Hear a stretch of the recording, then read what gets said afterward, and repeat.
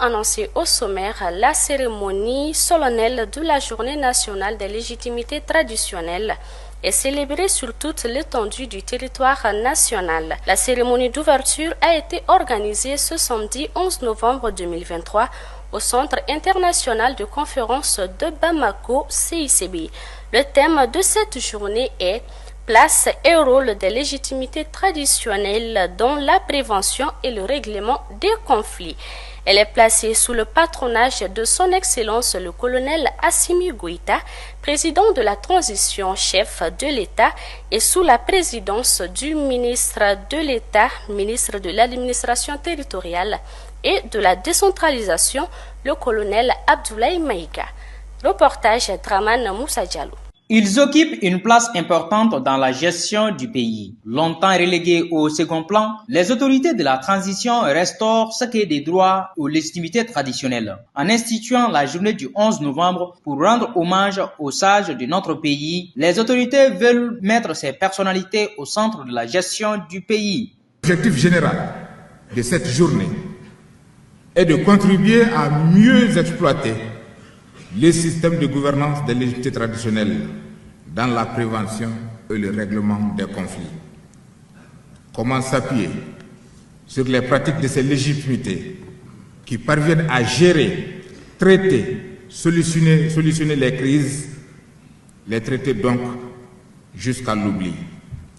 D'où le choix du thème de cette année, place et rôle des légitimités traditionnelles dans la prévention et le règlement des conflits. Pour débattre de ce thème, il est prévu des conférences-débats animées par des experts, des chercheurs, des traditionalistes. Ces débats permettront, j'en suis sûr, un partage fructueux des meilleures pratiques et de définir des stratégies pouvant mener à une meilleure implication des légitimités traditionnelles dans les prises de décision sur les questions de paix, de réconciliation, de développement local et dans le cadre de la refondation de l'État. Le chef des villages de Wurukia apprécie cette initiative du président de la transition de réhabiliter les légitimités traditionnelles avant de lancer un appel à ses pairs de jouer pleinement leur rôle de médiateurs qui est le leur. L'objectif de ma présence, c'est pour honorer la vision honorable du chef de l'État, président de la transition, à propos des légitimités traditionnelles du Mali. Un honneur qu'il a fait à tout le peuple malien à travers les légitimités.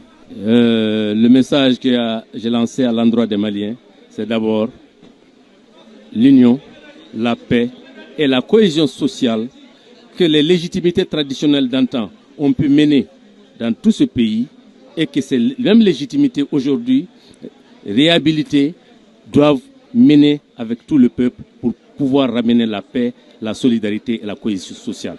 L'honorable Bajan Akhamatou, représentant des légitimités traditionnelles du Nord et du Centre, s'inscrit dans la même logique. Il se montre rassurant quant à l'avenir de notre pays. Le peuple malien est levé pour qu'il y ait la paix, comme il l'a toujours fait. Rassurez-vous, maintenant on va avoir la paix. Les Maliens vont se retrouver.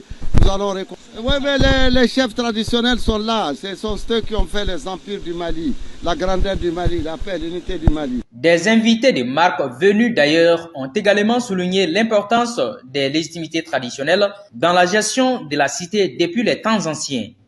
Nous sommes très contents et très fiers de faire partie de cet événement et ça représente un nouveau Mali. Un Mali qui reconnaît l'importance des légitimités traditionnelles, des légitimités des chefferies coutumières. Donc nous tenons à le remercier, à remercier toute la délégation de Sanou Diarra. Aussi, c'est un partenaire dans l'organisation de la grande rentrée. C'est une fierté et un plaisir pour nous d'être là, de participer à l'événement du 11 novembre, de montrer toujours notre attachement à ce pays. Et au ministre d'État, ministre de l'administration territoriale et de la décentralisation, de rassurer les légitimités traditionnelles, l'accompagnement du gouvernement pour promouvoir la paix et le vivre ensemble au Mali. Notre défi aujourd'hui consiste à mettre en place une gouvernance locale plus légitime. Pour ce faire, les politiques de décentralisation et de développement local doivent s'appuyer davantage sur des dynamiques socio-culturelles réelles. Le gouvernement de la transition ne ménagera aucun effort pour la promotion de la paix et du vivre ensemble sur le socle de notre héritage culturel. C'est l'engagement pris par le chef du gouvernement, Son Excellence le Dr Choguel Kokala Maïga, Premier ministre. Notons que le représentant des légitimités traditionnelles des régions du Nord et du Centre a remis un tableau d'honneur au président de la transition, un sketch sur la gestion et le rôle des légitimités traditionnelles et une visite des stands des légitimités ont été des temps forts de cette rencontre. Cette journée a été célébrée partout au Mali. Comme le stipule le sage de Badiangara, Amadou Ampateba, je cite, « En Afrique, un vieillard qui meurt est une bibliothèque qui brûle ».